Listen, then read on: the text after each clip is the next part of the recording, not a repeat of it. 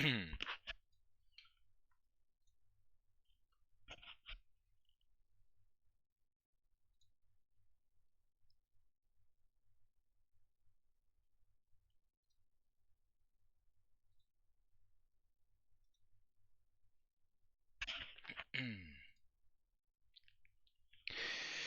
everybody.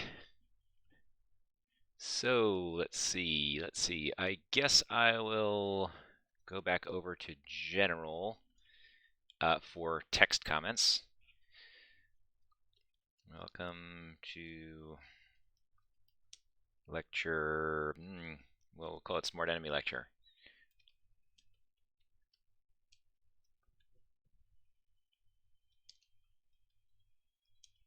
Thumbs up, please. All right. Whoops, a little typo there. So hopefully we are streaming on Twitch. Let's see, I don't know who's all joined on Twitch just yet, but we are on Twitch as well. All right. Yep, got a couple folks over there, or at least one. All right, so we're going to talk about making your enemies sort of smart today. There are a bunch of, let's see, try to keep, hopefully, keep alerts to a minimum. That's going to be tricky. Okay, anyway, let's focus on what's at hand. All right, so smart enemies. There have been a couple of different bonus lectures I've already put up. I have made reference to them in the announcements page. You should see let's see, where is that coming from? I gotta close, I think, in WebEx. Close some things out here. Close.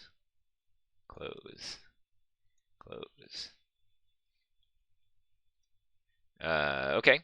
Try to keep it closed. I don't know where that one's from. So there are, obviously that's not the one. Let's see. Let me see if people are posting that somewhere. No. Don't know where that is coming from. Too many things at once here.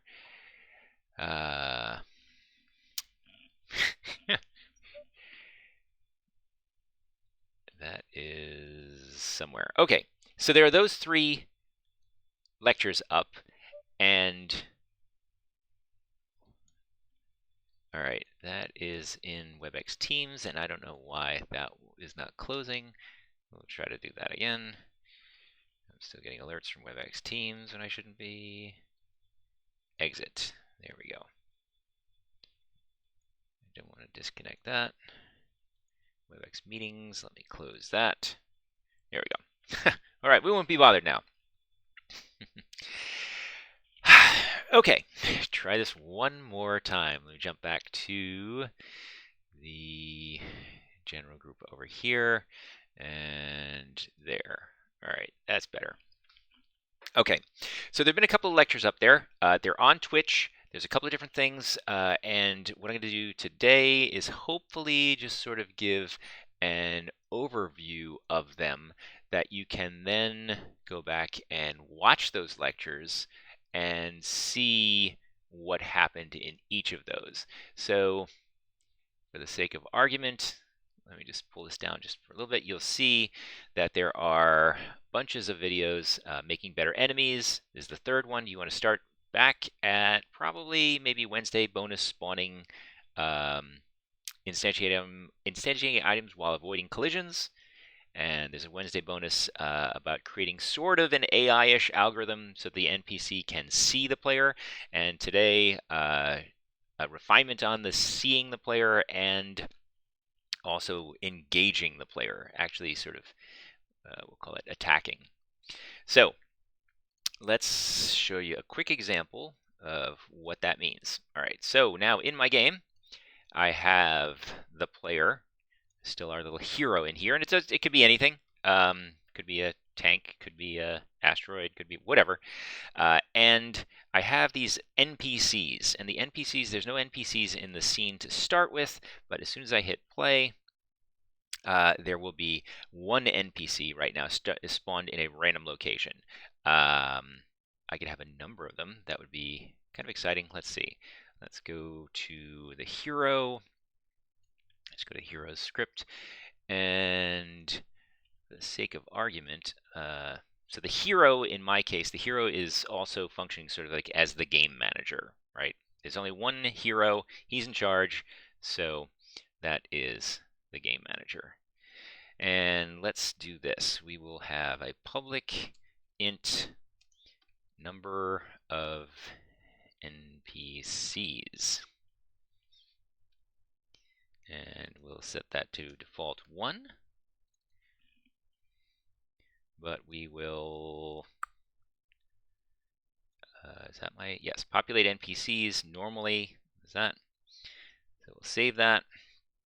Now, this is going to make a little bit more sense if you've already watched those other things. So after you see this, go back and watch the other ones if you haven't already, or hopefully maybe you're watching this after you've already seen them. So anyway, okay. So now in our script, if we go to the hero in the scene, so go back scenes, RPG. There's our hero. We can see that the number of NPCs is 1. We'll set that to, say, 3. And in our scene, we should see, okay, there are 3 enemies now. Okay, and those enemies, they are taking action. So each of those enemies, I've decided to, in this case, I didn't want them to make them super, super smart. Like if you've played Enter the Gungeon, I think pretty much as soon as you enter the room, they know where you are. Their guns start pointing at you and start firing, and you know, it's death a lot. So in this case, I wasn't sure I wanted to necessarily do that, so I wanted to start off with something a little bit simpler. And one of the key things it was to figure out is, okay, at what point when I instantiate, when I create these enemies, how do they look around, right? If I just have an enemy sitting there in the idle state or facing left and right, it's a little bit weird because they don't have this, they're not really engaged. If you've watched one of the earlier, I guess is the previous bonus video about using the mouse look, sort of, which one was that? Monday night bonus. Yeah, Monday night's bonus was aiming with the mouse. So that's what's making this work. Yeah. And so that was deciding that I can have the hero shoot in various directions. Stop me if I'm not making any sense at all, or go ahead and either say something or type a comment if I'm not making any sense. But anyway, okay, so I wanted to spawn these little players, these non-players, and then I wanted to give them the ability to sort of look around. They can't move just yet, but they can look around, and if I come within a certain area of any of them, and I happen to become, I get within their gaze, they will start to flip coins at me. Let's see what. So for instance, there I am. Now what I'm going to do, just real quick, just for sake of argument, is I'm going to put this shrub there. So you see, I could put the shrub in such a way that I can hide behind that shrub, which is kind of cool. All right, let's go back to this. Whoops, somehow somebody saw me. Oh, I clicked. I launched a coin myself.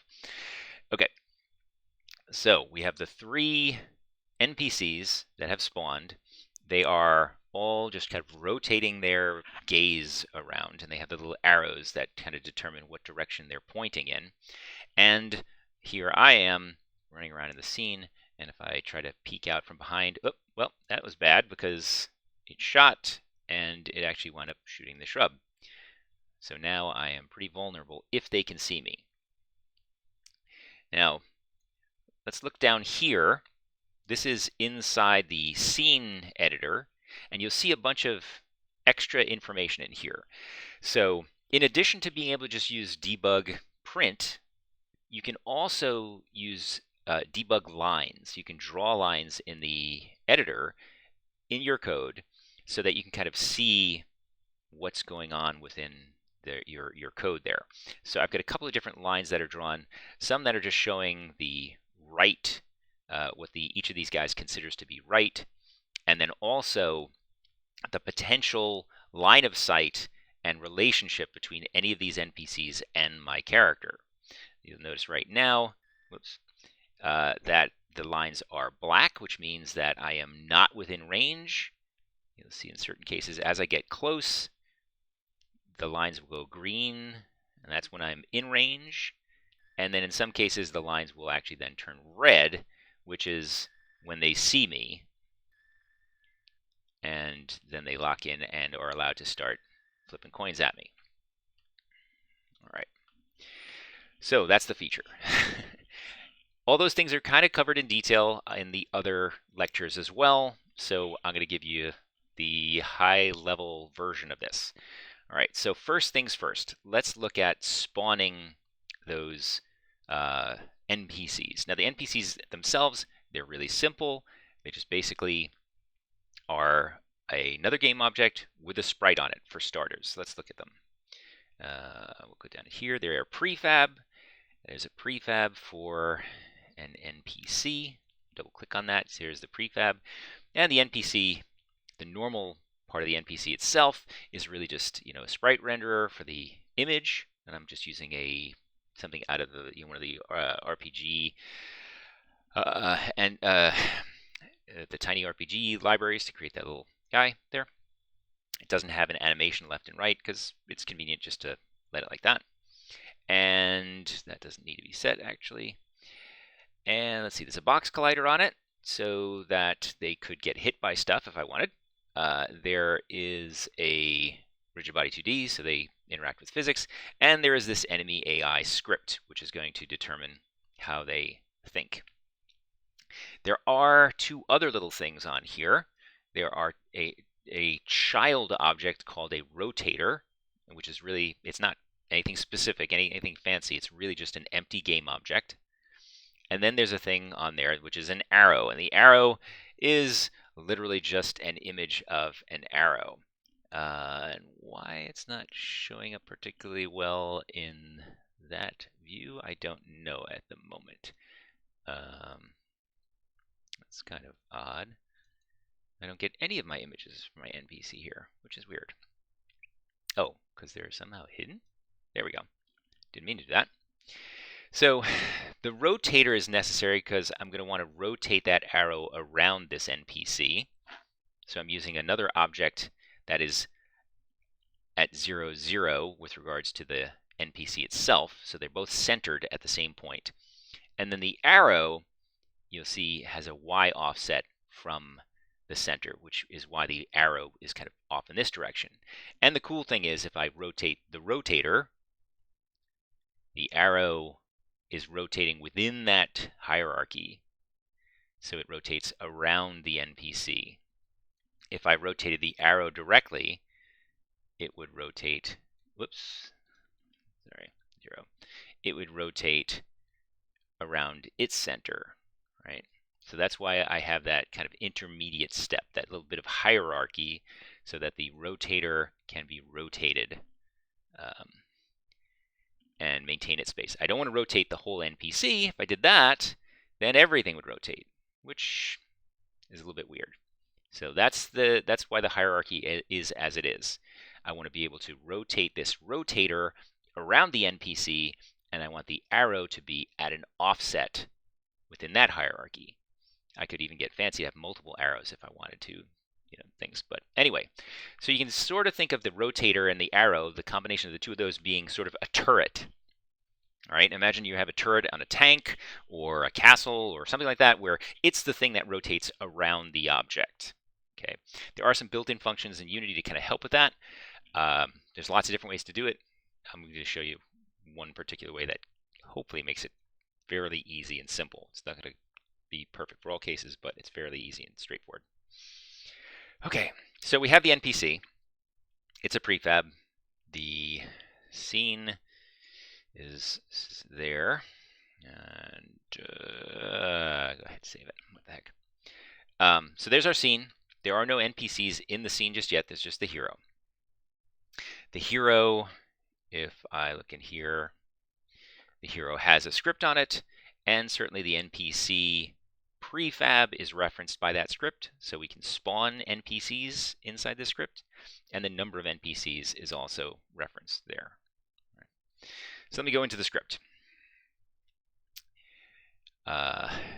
This is, scroll to the top here. If you look in the start routine for the script, there is populate NPCs. So one of the first things that the script does is actually populates the world with NPCs. All right. And the way it does that, and again, there are lots of ways to do that. This is just one that kind of makes it straightforward without getting too fancy. So the idea is that I want to put NPCs in random locations, but I don't want to put them on top of one another. Seems like a good idea, right? This way, they're not just all stacked up. They look, relatively neat. They're kind of dispersed and so on. So the question is, how do I figure out what's already in the scene and put stuff on top of it? So I'm using a method called an overlapping box. You can also do things with casting. You can also have overlapping circles. You can, all sorts of things if you want to get fancy. But overlap sphere, overlap circle, overlap box, they're kind of the straightforward ones. They're simple ones. So let's start with that. So I have to figure out the size of an NPC, and I find that by checking the NPC prefabs box collider component size. That gives me the extents in X and Y, right? I divide it in half so that I get, the distance from the center because my box is centered. So that's where that comes from. So now I have size. And then I have a for loop, which is based on the number of NPCs. And for each NPC, I want to try to create a random location. Okay, so I have this do while loop because I definitely want to do it at least once because I need it to figure out at least one random location. And then I check to see if it succeeds. Okay, and so here is it generating a random location. And then I use this physics2D overlap box, which basically says, okay, given that position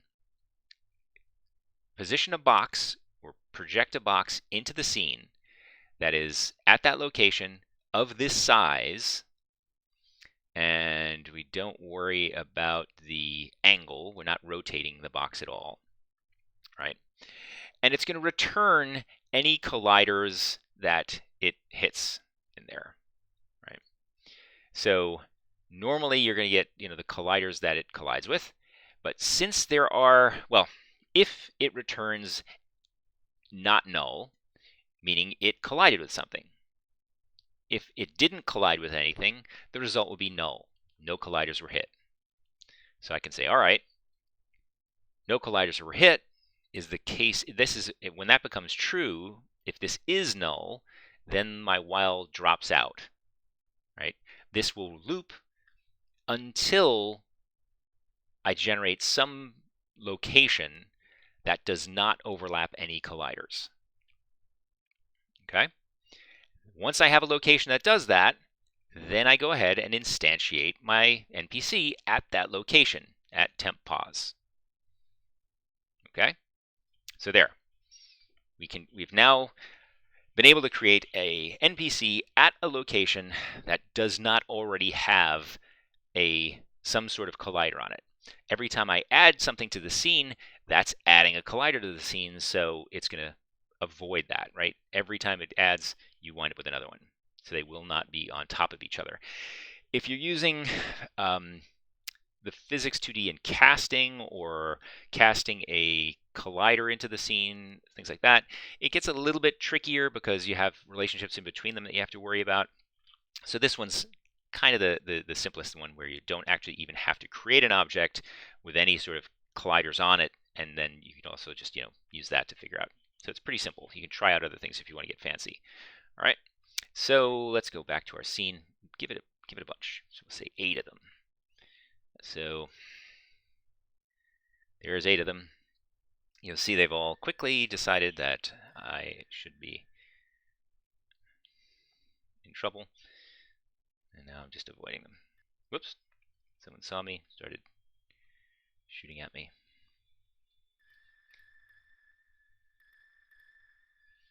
All right, pretty cool. You see they're all tracking me here. All right, so let's go, let's see, maybe I'll hop over to the lecture notes if I can. Smart enemies, let's talk about this now. So we spawned, let's see, I'm going to do presenter view here. All right. So here we have potentially, maybe in our player, we showed this one already. I want to have this in a slide so that if you are moving your tank or your player or your object by rotating, this is a way to do rotation and movement. So you're modifying the velocity of your game object and changing its velocity according to the other axis. So this is the kind of the kind of tank style movement. So here this is if you want to do that. This isn't actually what we're doing in the game, but this is the code for that. And wanted to introduce this concept, this dot product. We've talked about the dot product a little bit in lecture before.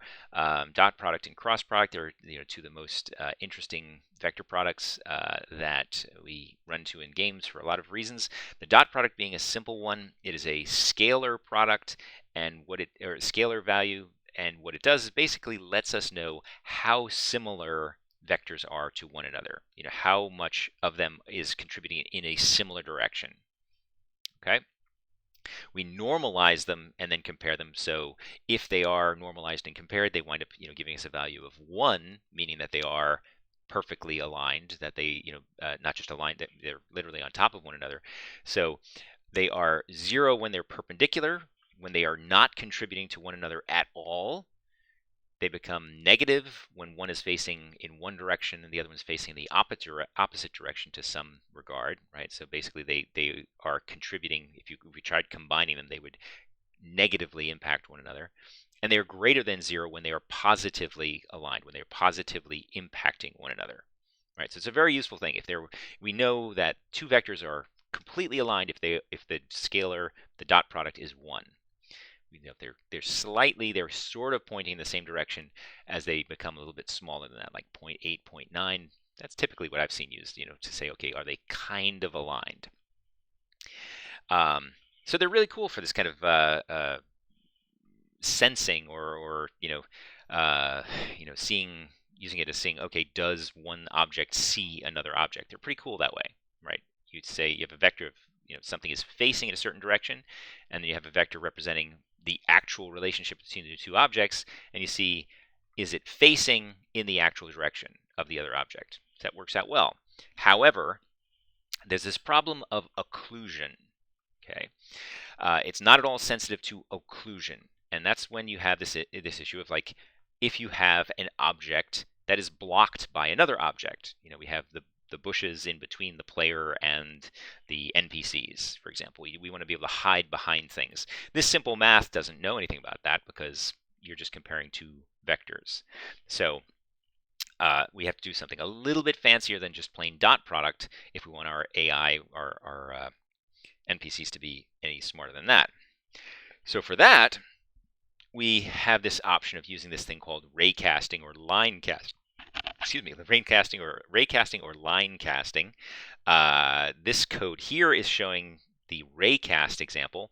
The library, or excuse me, not the library, the online video that I posted, and the example that I'm using right now is actually using the cousin, its sibling or brother or sister, I don't know, the version called line cast. They're a little bit different in that one, you use a position and a vector to kind of point in that position. You say, okay, what is in line with that? The other one is an actual starting point and an ending point.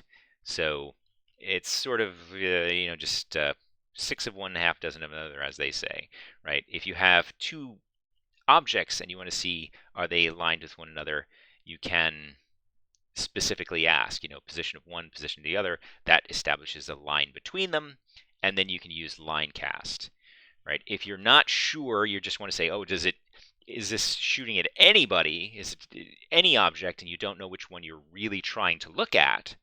Then you might use Raycast to say, okay, I'm facing in this position. I have no idea what's along the way. Just give me the first thing I hit because I'm pointing in that direction. So Raycast can be used a little bit more generally. You don't necessarily have to know about the object that you're hunting for in that case, right? So that's the big difference between the two is, one is sort of, more general than the other, but you can sort of use them almost interchangeably. You have to give them different values here. One is a position and a vector. The other one is, two positions establishing what a line. All right. So what these do is they say basically, all right, given that line, starting at position or starting at one point on the line, give me a list or give me an array, sorry, or depending on how it's formed here, you want a value that says what objects did I collide with or would I collide with traversing that line or starting at that position and traveling in that vector from that position. Okay. And for that, we have this Raycast hit 2D, which tells us, okay, what did we hit? That's what Raycast hit 2D, this physics Raycast returns that, tells us, okay, we hit that. And then we're free to go and say, okay, give me the name of what it is that I hit. So if I hit the player, because I'm looking at the player, then I can do something. Okay, this is a little fancy. This is something, if you want to give this a try, because in certain cases, you wouldn't want to just do this if hit happened to be null, right? If it didn't hit anything, and you said, oh, give me the name of the nothing that I hit, potentially this would be a bug and crash. Now, you could just say, oh, if hit does not equal null, or hit.collider does not equal null, and so on. You can double check that. You might need to. So if you're having a crash here, that's something to do. But there's also this check for existence kind of comparison here. So if you're not sure if something exists and you don't want to cause an error, you can actually say, well, double check, build in a check for null here. So give that a try, or look for null existence or check for existence, and you'll see that one. So what comes next? We combine the two to do, basically kind of a smart AI, or what I recommend is just try this. Any AIs are always going to be different. You can do different sorts of things. This is one approach. So in this version here, it is basically saying, all right, first create a vector which is from the position of whatever I am, wherever I'm sitting, with the object that I'm on, the object that I am part of here. So transform.position, that's always the game object that this particular script is running on. And I compare that to other.transform. Now other, I'm using that just to refer to whatever it is, the other thing that I'm looking at, right? Or, if I want to see, is it pointing in that direction? Other would be the player in this case, right? Other is just, where I want to point. So that I create this new target vector, that's the vector pointing from one to the other. And then I can take the dot product of those two. As I said, so I take the dot product of the targeting vector and the vector that the current object is facing in and compare the two. If they are greater than 0.8, they are fairly similar, which means they are generally pointing in the same direction. So they're within some field of view sort of thing. Okay, that's what's happening there. And then when I know they're generally facing in that same direction, then I go ahead and say, okay, now let me cast that ray from the position to the target and see, did I hit any colliders along the way? Did I actually hit the player? Is my field of view good enough to hit the player? If I did hit the player, then I do something. I don't have the code in here to tell you what to do, but that's saying, okay, you've hit the player. You've successfully hit the player. Okay. So let's stop there for a second. That's a good point. If you're watching the replay of this lecture, stop here, go back, check the other one. We'll look at it real quick in this case.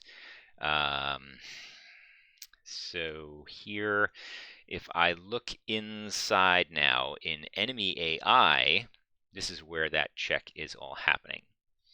So again, more detail in the other one. So I'm going to go kind of quick through this. So inside of update, here I'm saying, all right, the enemy should be looking at the hero's position, right? So I'm doing a little bit of a trick here. I'm using a static within the hero class to hold the position.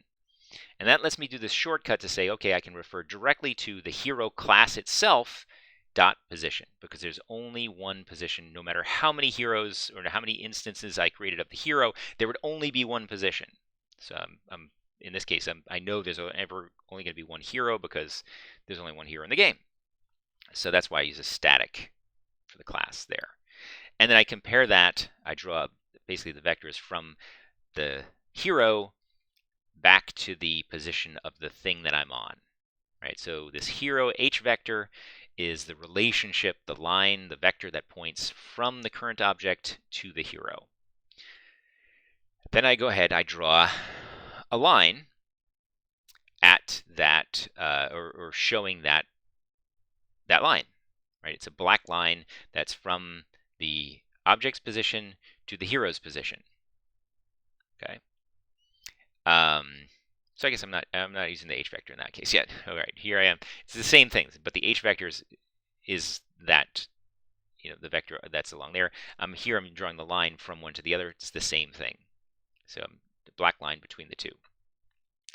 Next, I also draw this ray, which is from the transform position to the or actually, okay, it's from the transform position using this vector. And this vector here, initially, you'll see the blue vector is just pointing to the right, and it's not really the gaze of the NPC. It used to be when they were just kind of really, really dumb, but now I should change that. I should say, yeah, I'll grab this one here, and that up, I think that should be right. Let's see.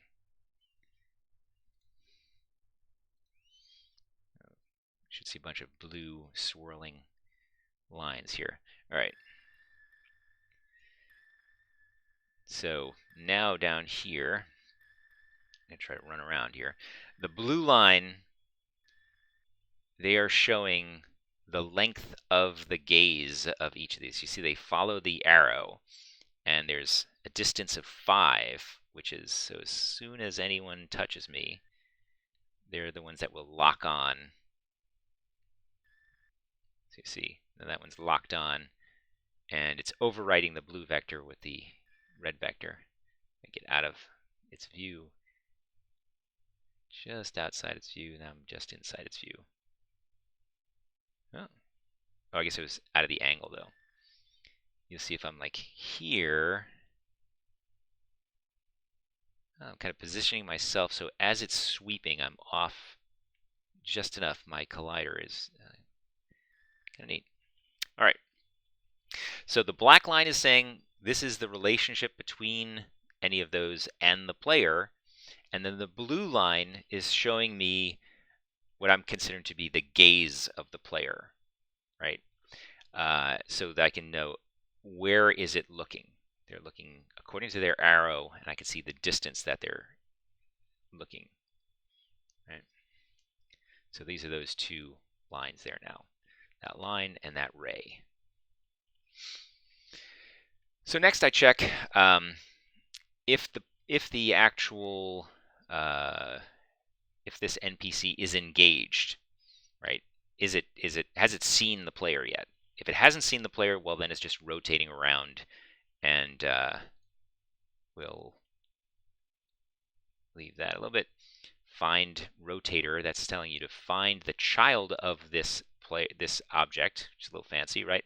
So this NPC has a child game object called Rotator, and that's how I can get that relationship. It's sort of like GameObject.find, except instead of searching through the whole scene, in this case, I'm just searching through the hierarchy that of the game object that this script is on.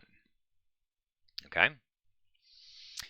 So I search within the hierarchy, find the rotator, and then I rotate that rotator by a tiny little bit each time, so it's constantly rotating that one around, changing its vectors, so it's kind of spinning around looking for the player if it's not already seen the player, right? And then before starting to check, it just sets engage to false because I'm about to do this checking to see, am I actually seeing it? If I am, engage is going to go back to true again. So this chunk of code here is a little bit of a fancier version of the code that's in the lecture there, the lecture notes, in that the first thing I do is I see, okay, let me check the length of that black line, that vector that's between the two. I say, is the vector's magnitude less than 5? If so, all right, now let's draw the green line. Okay, that line becomes green, saying we are within a certain distance. And then next, I want to check to see, is there a clear line, an unoccluded, a unblocked line of sight here? So that's what I'm doing with this line cast, right? I say, okay, from my current position to the hero's position, is there a clear line of sight? This layer mask I talk about in the other lecture as well. It is created here, so I'm basically saying what layers am I interested in colliders on? Okay, and by doing it this way, I'm saying I start off saying, okay, if I just set my layer mask to FFFF, which is hexadecimal code for basically all ones, 16 ones in a field here, if that would say, okay, I'm interested in basically the first 16 layers. I'm interested in those. So check anything that's in the first 16 layers. But I want to say, leave out one thing. Leave out the one layer that the NPC itself is on. Because I didn't want to say, all right, I don't want the NPC to be reporting back that it's seeing itself. Because it will see its own collider, right? So that's the tricky part here. I'm saying, okay, look at the first 16 layers. That's what this layer mask would do. But leave out that I need to form that one bit field. I shift it. I am shifting a bit by this number. Okay, that tells me which layer not to be looking at. So that's a tricky one. And then that gets passed in here. If you want to look at layer masks, okay, the thing to look for to search on Google Unity layer masks. That's what that is there. Okay, now some of this stuff I am expecting you to be able to go out and check, Unity, the scripting resources and so on, or the text that you already have. So hopefully you can get from there, or ask me about it if you're running into problems with it. Okay, so I check 4 colliders along that line according to that layer mask, and then I say, all right, the next check would be, now this is just for debugging purposes here, this DP, right? That's just to show me what the dot product currently is. And I'll show you that in a second. But so after I would check, is there a clear line of sight, or am I looking at anything really here? Yeah, that just means try to draw something between the hero. If the first thing I hit is the hero, that's what's happening here. If hit.collider.gameObject.name equals hero, right? The thing I collided with, according to this line cast, is the hero. If that's true, now check the vector that the rotator is pointing, the direction the rotator is pointing in, against that relationship between the current object and the hero, right? So as that rotates around, I'm going to calculate the dot product between the direction it's facing in and the direction that the hero is in to see if they are similar. If they are, well, then I go ahead, I draw the red line saying, yep, you got it, there it is. I also lock onto it. I say, all right, transform.FindRotator.up, right? So I'm going to manipulate the up axis. I'm going to say point the up axis of the rotator at the hero's location, right? So this will effectively bypass, it'll stop this rotation that was going on up there and just point it directly at the player and tell it, okay, we're engaged now. All right, so try that stuff out. That'll all make sense. And then I say, well, okay, if I'm engaged, I go ahead and I say we're free to point or to throw a coin from the NPC at the player. It doesn't work particularly effectively because the player doesn't get damaged by the coin. We'll leave that for future reference as well. You'd have to have it create a different coin prefab, which is an actual enemy bullet, as opposed to the coin prefab, which is sort of the hero's bullet in this case, right? And manage the collisions between those two. All right. So let's look at it in the game again. So we see the blue point of view, the gaze, and then you'll see as I come within there, it goes green when I'm within the distance, and so it goes momentarily green and then red, saying, okay, lock on. The reason it changes here, you see the blue happen? Because the moment it shoots a coin, the coin is in between the player and the NPC.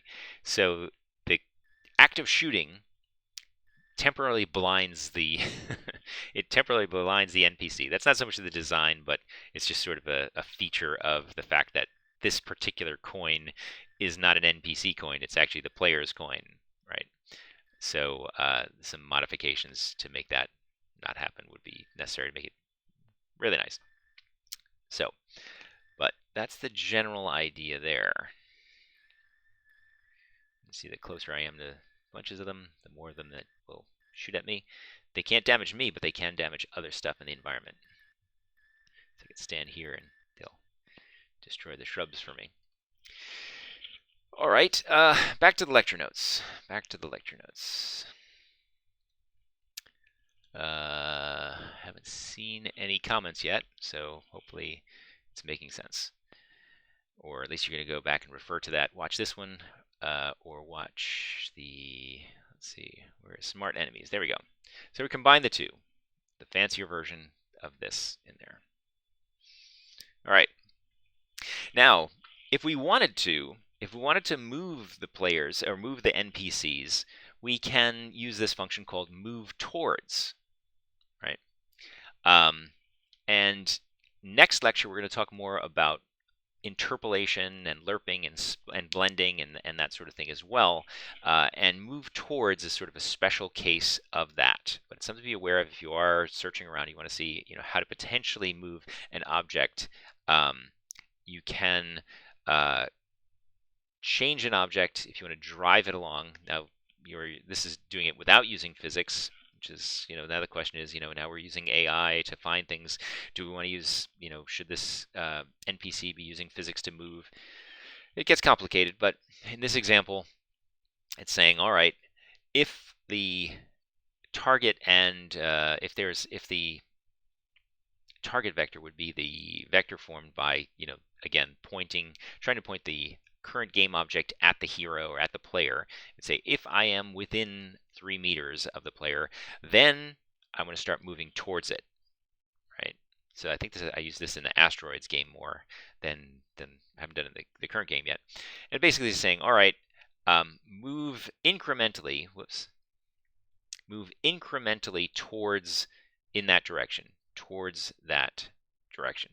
So this is sort of the current position, and this would be the position I want to move towards, and this would be what time step or how many steps to move towards there. So that's potentially a way to move towards, from one location to another location along a path. Very straightforward, straight line path, but a path.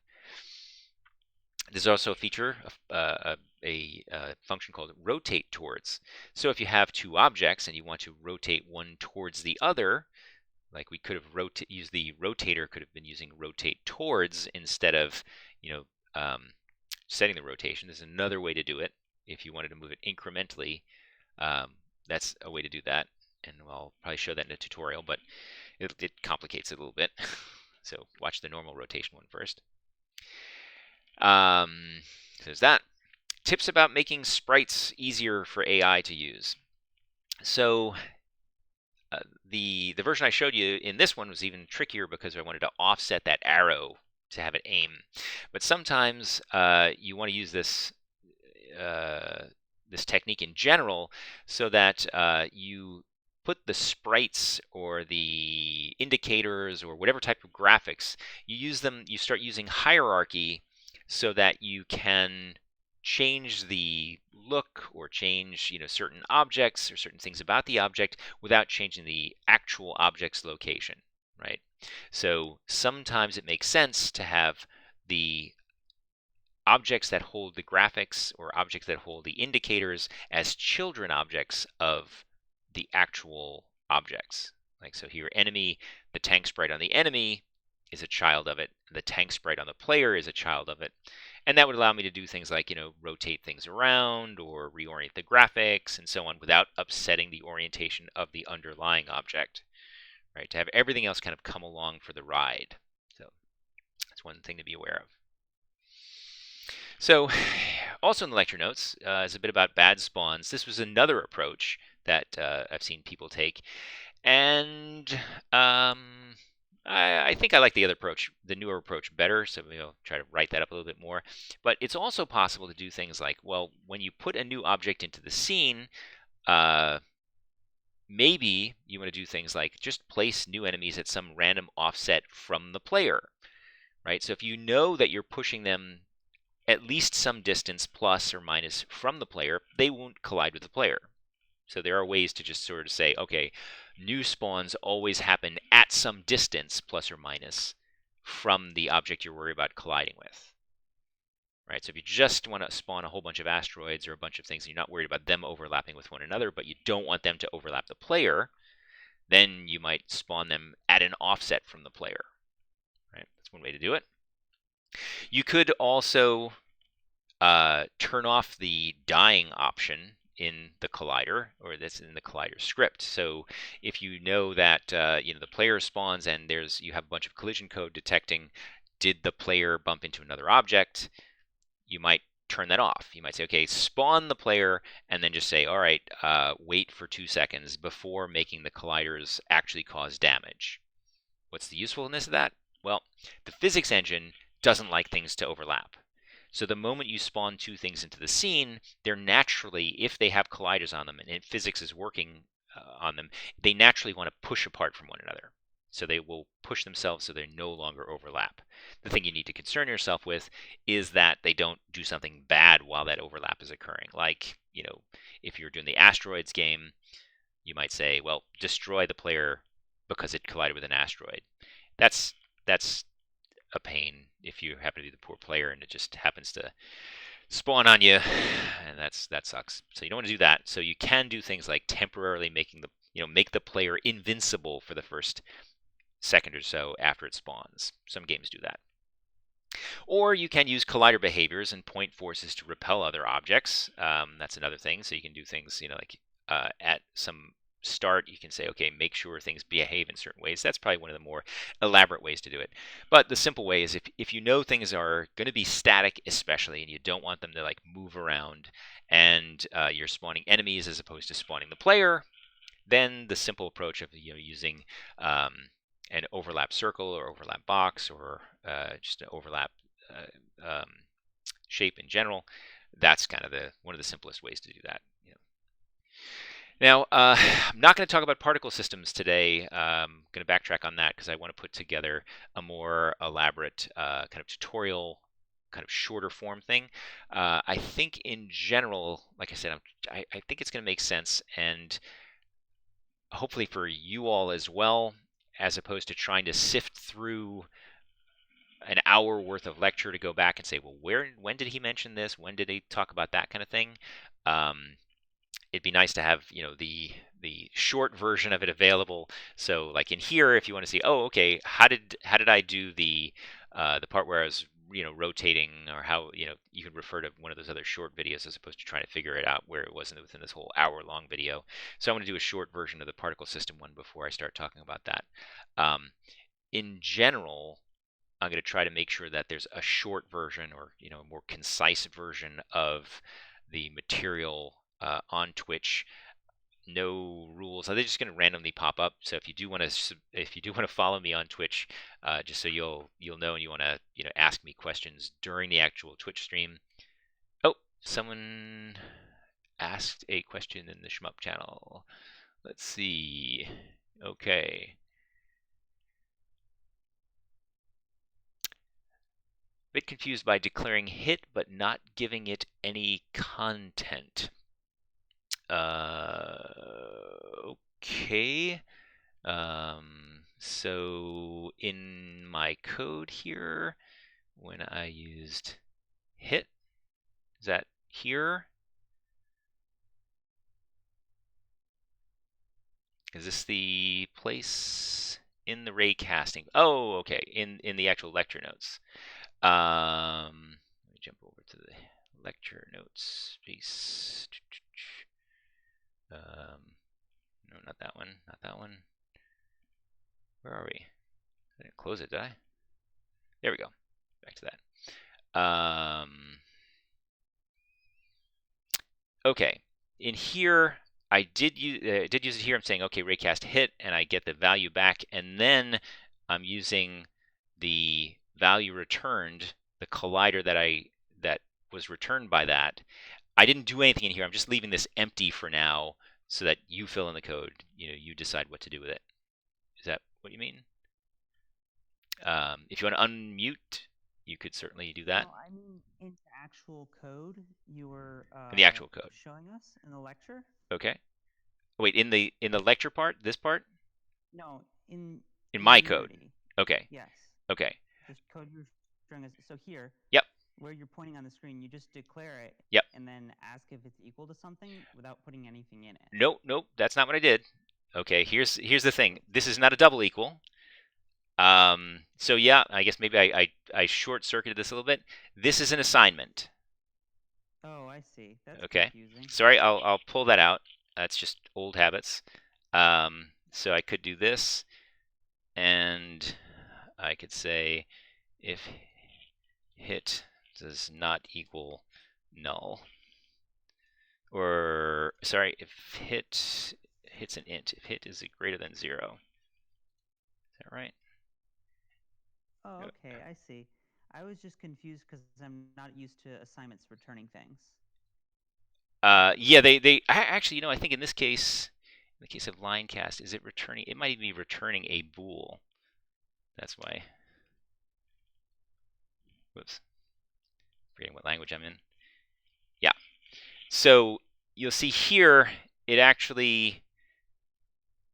a little bit weird in that I can check that. You can compare that. I guess this is sort of a weird object-oriented kind of thing going on here, where this raycast hit 2D, you can compare it. If you try to do a Boolean comparison of that, it knows how to do the right thing, right? So this is kind of fancy. Yeah. So I would look at the documentation for linecast to get a feeling for that, because linecast is actually returning something that can be compared directly to a Boolean true or false, right? It knows how to do that, which is kind of, yeah, it is kind of weird, because then you can see later on I'm actually referring to fields off of that, right? So in most of your object-oriented languages, you can do things like override comparisons and so on.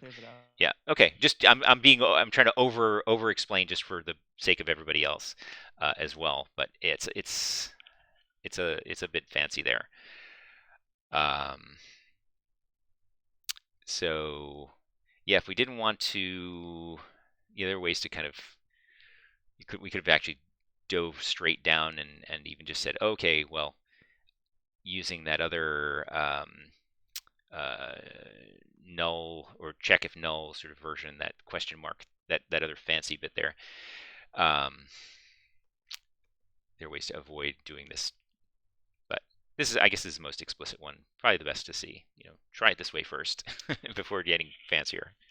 But do some reading. Check out the documentation on Linecast and Raycast, and there's lots and lots of more detail on those functions out there. They're very, very useful functions, so worth knowing about, and how the layer mask works.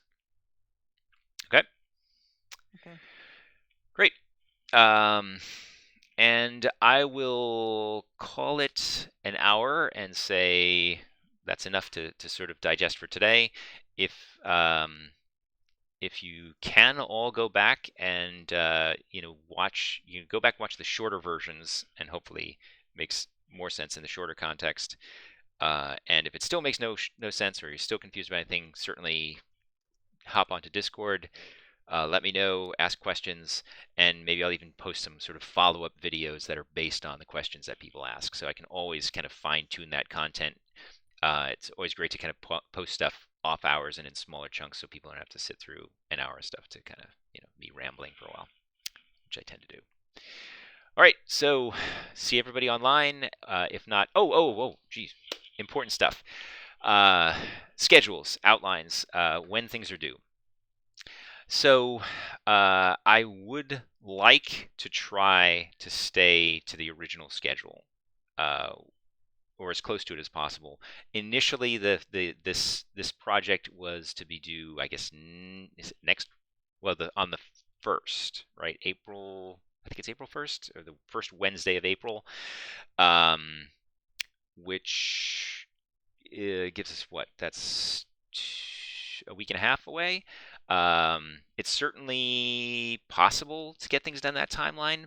So what I'd like for people to do, for those of you who are making great progress and kind of want, you think you've got a good, it doesn't have to be finished. If it's like a good prototype with, a bunch of these things explained or demonstrated, it would be great to have people starting to submit at least at that time. So if you need extra time, then I basically what's considered late. I'd like everyone to hopefully submit anywhere between the original start date and up to a week after that without any penalty for lateness. But in the interest of fairness and so on, if you and just all our sanity, and you do want earlier feedback and so on, and then this way I can sort of analyze things as they're coming in, as opposed to it's tough when I get 56 projects all at once. So if I can get them kind of meted out in smaller doses, then I can be hopefully more engaged with people and look at stuff individually and get you more direct feedback on the projects. So let's start submitting. I will over the weekend start downloading everyone's projects directly, so that I can have on my machine a direct link already all set up, and start seeing, okay, who has submitted and where are they and so on. So we'll try our best to stay on schedule, but we're going to have basically a 1 week window of submissions this time around, especially on this project. Obviously, I can't change too much about the end of the semester. So the final project will be due on the last day of classes, whatever that turns out to be. But we'll basically try to submit the next project with sort of a 1 week window. So ask lots of questions about your particular project, or if I've somehow managed to get confused with regards to how much we've covered, or left out some chunk or whatever, let me know about it as well. It's a work in progress here, this new format we're in. Okay. If you submit a prototype and add more features, absolutely, you can, submit early, put stuff up on the Unity cloud right away, and basically, as soon as you have something in Unity that you want me to look at, that you think is worth me looking at, just shoot me a direct message saying, hey, can you take a look at it? And I'm all for that. And the earlier you do it, the more I can help you kind of fine tune something, answer your questions, or help you on making potentially a portfolio worthy game. That'd be really cool as well. So do continue to work on them. I think there's lots of room in here for some pretty cool little showcase 2D games. All right. On that note, time for some lunch and to catch my breath, unless there's any other questions. Are we good? Let's see, I was checking in shmup, but now in general, I don't think anybody's saying in general. So, okay, I'll keep an eye out for questions. See you guys on, or whatever. It sounds weird saying see you all on Monday. Stay safe, be well, don't go outside. Hopefully, wherever you are, I don't know how many of you are all in New York State, but boy, it's a mess in New York State right now. Take care. Have a good weekend.